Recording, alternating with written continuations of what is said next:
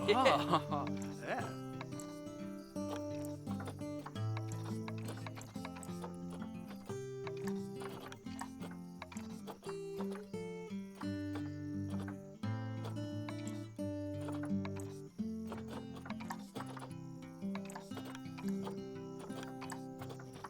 Whoa. Whoa. Huh?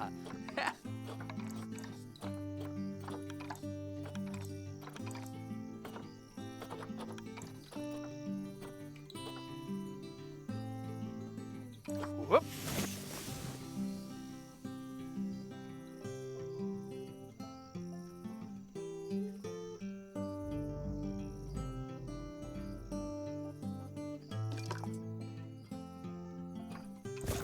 Whoa. Whoa. Yeah.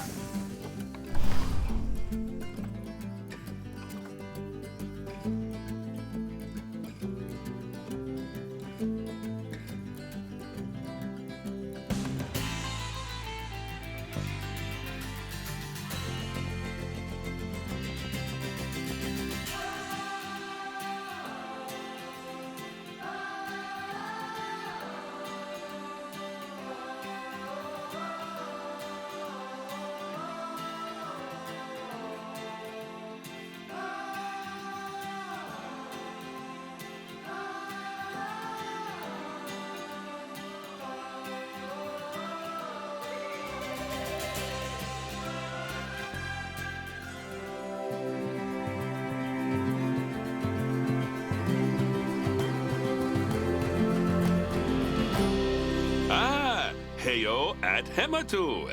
Yeah. Oh. Sorry about that. I have a habit of slipping back into the Planko language.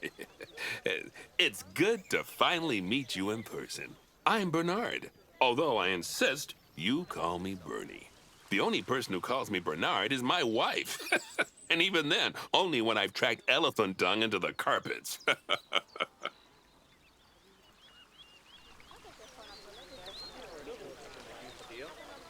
As you know, I own several zoos, but I always like to show people the ropes here at my home. This is the first zoo I ever opened, and a source of great pride for me. And prides, thanks to a lion breeding program we ran in the 80s. But we're in the middle of a big renovation, and that's where you come in. Sadly, our old contractor had to retire after developing a fur allergy. Poor devil kept sneezing his dentures into the lion habitat. So, it's up to you to finish everything off. Don't worry, though. I'm not completely throwing you into the deep end. My head keeper, Nancy Jones, will be lending a helping hand. Oh, she's a hard worker, and she'll expect you to be too. But I'm sure you'll get along like a house on fire, or even better, one that isn't on fire. Less shouting that way.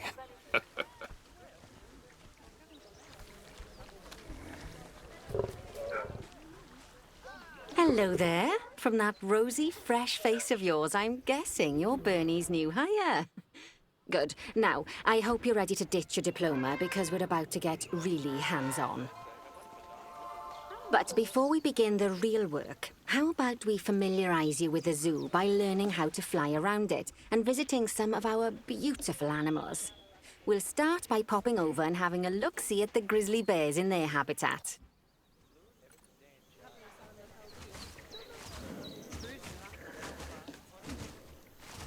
Did you know that grizzly bears, also known as Ursus arctos horribilis, can hibernate for up to 7 months a year?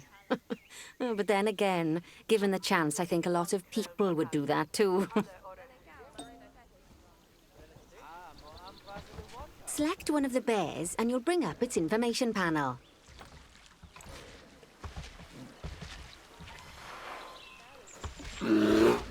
See now, this is a fantastic way to get a close look at your animals. You can also get this view of an animal by simply double-clicking on it. Okay, when you're ready, let's pop over to the other side of the zoo and take a look at the lions. I've marked their location for you to find. Panthera leo leo, or the West African lion to you and me. Lions are the most social of the big cats, and there can be as many as 40 lions in a pride, although prides of that size are pretty rare. As Bernie would say, those lions are awesome, which is precisely why I handle the training instead these days. Anyway, how about we get started on those objectives? Come on, let's head over to an empty habitat and see what needs doing there. As you can see, it's a lovely space for animals, but it's missing a certain something. Well, two somethings. Warthogs. So I'd like you to adopt a pair of them. To adopt animals, we need to open the animal market, which is in the animal trading section.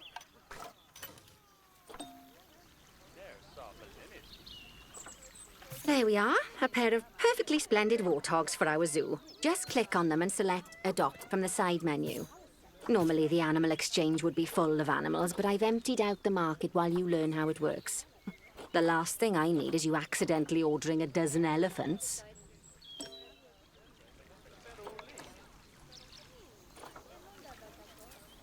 When you adopt an animal, it's automatically placed in the trade centre, where they're held until you're ready to move them into their habitat, which, as it happens, you are. So how about you move them into their new home? When you ask for an animal to be moved into a habitat, your caretakers will go to the trade centre, collect your animal, and deliver them to your selected habitat. I've marked the trade centre's location, so let's go and watch the caretakers in action.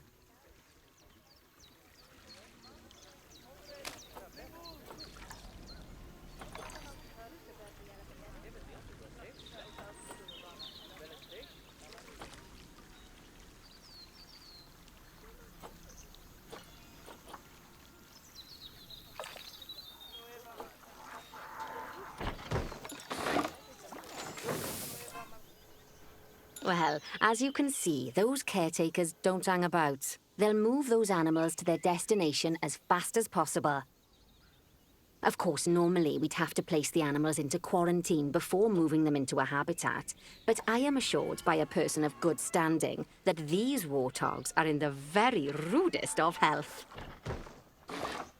Right, let's get the warthog's habitat finished up so we can keep them nice and happy.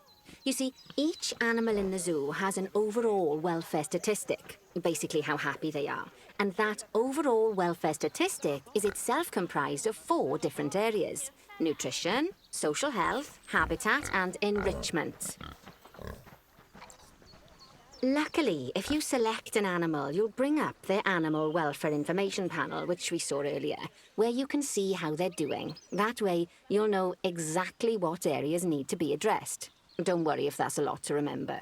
You can always check the Zoopedia for more information.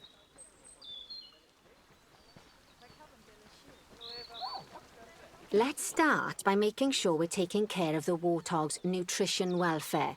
To do this, we'll need to place a food station and a drinking station. Now, each animal requires a different type of feeding station.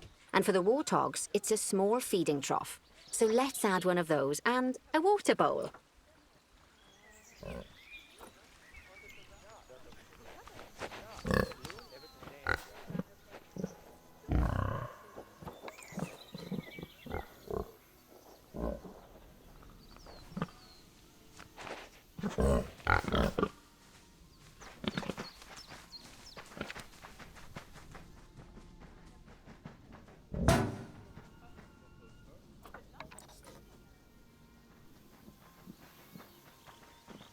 Animals also require stimulation to keep them happy.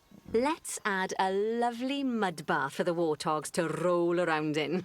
That bath will count towards their enrichment welfare, specifically their toy enrichment welfare.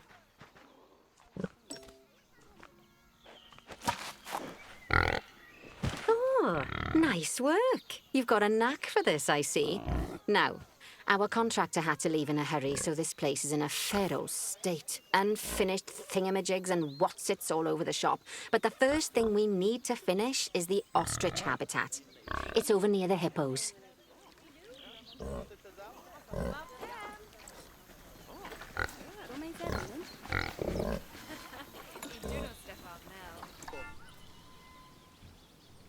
Oh, before we actually start building our ostrich habitat, let's pause the game. Just click the pause button in the bottom right corner. Ah, that's more like it. A quick break.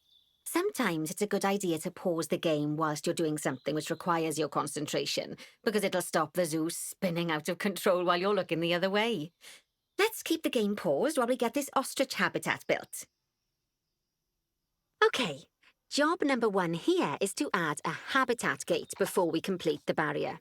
Every habitat needs a habitat gate. After all, how else would the keepers get in and out? Just make sure it's hooked up to the path so the keepers can reach it.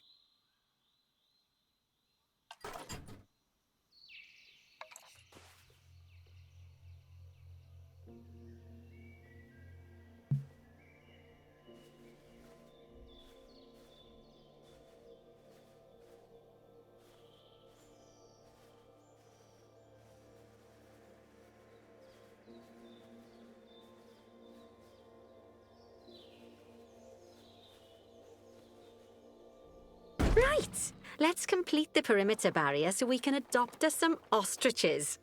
I've marked out an area for you to use, so I'd like you to finish off the perimeter using the brick barrier.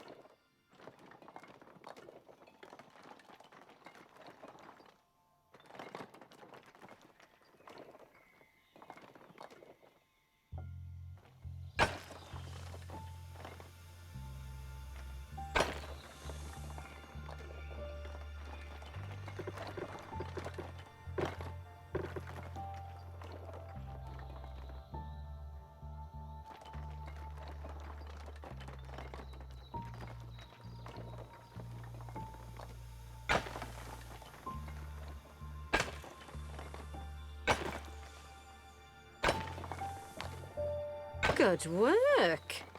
Remember, before you can place animals in any habitat, it has to have a full loop of connected barrier. Now, you've probably noticed that guests can't actually see into this habitat at the moment. At least not without a stepladder. But seeing as they're banned, I'd like you to select a piece of barrier and swap out the brick for a glass barrier, so the guests can see in.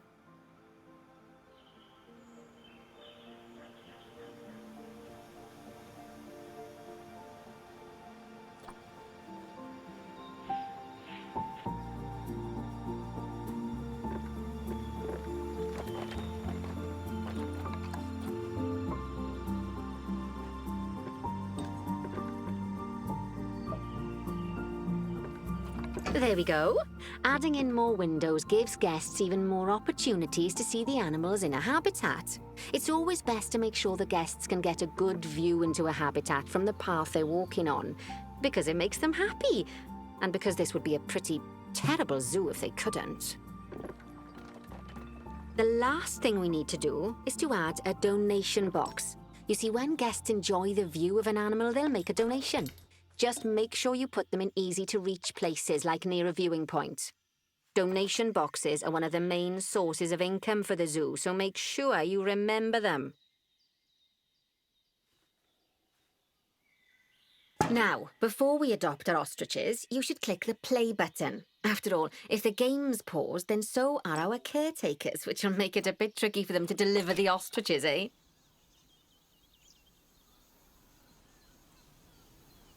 By the way, as well as pausing the game, you can speed the game up by clicking on the fast forward button. It'll run everything at 2 times and 5 times faster. It can be useful, especially if you're waiting for money to accumulate or for animals to be delivered to your habitat. Personally, I use it when I'm waiting for a brew to finish. All right, you've finished the habitat, so it's high time we adopted those ostriches, don't you think? Let's get 4 of them in here.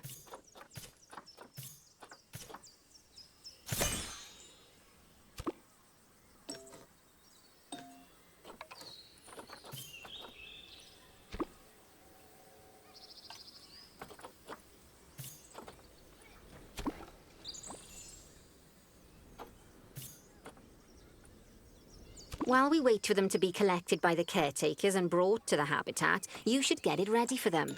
Add a suitable feeding station, water station, and an appropriate food enrichment item. It's often best to place things like enrichments and feeding stations near to the habitat perimeter so guests can get a really good view of the animals.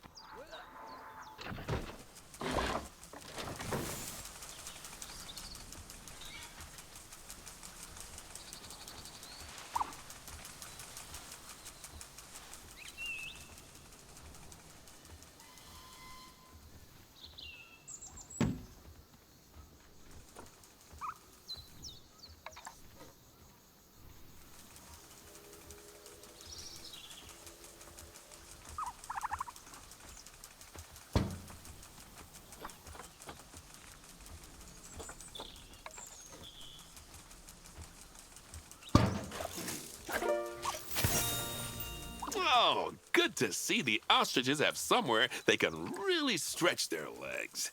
Did you know they can actually run at 43 miles per hour? Oh, heaven forbid they ever escape. The speed camera fines alone would bankrupt us.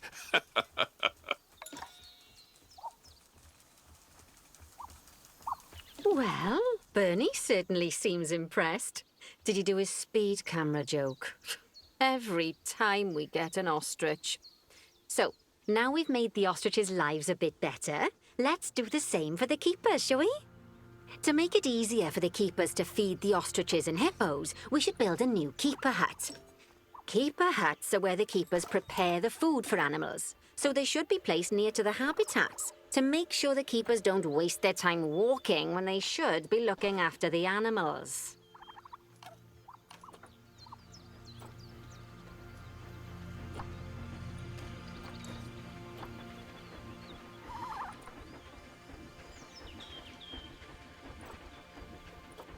You'll need to rotate the keeper hut to get it to connect up to the path.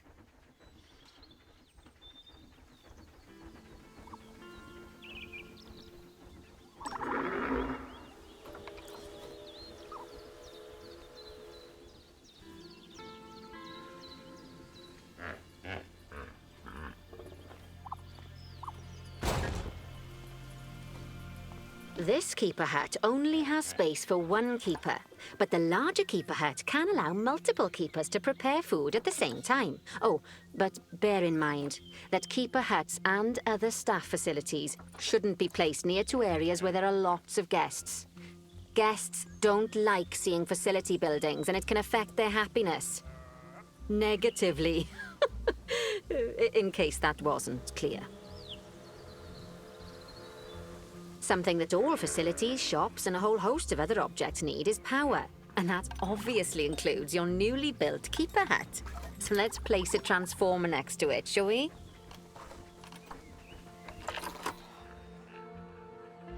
Now, the reason everything has gone blue is because you're using the power heat map.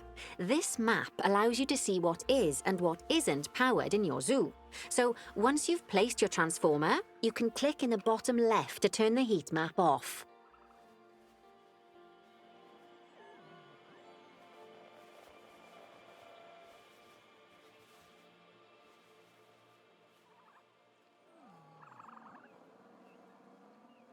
Lovely work.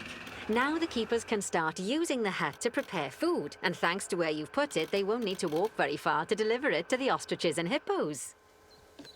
Let's get on to your next objective then.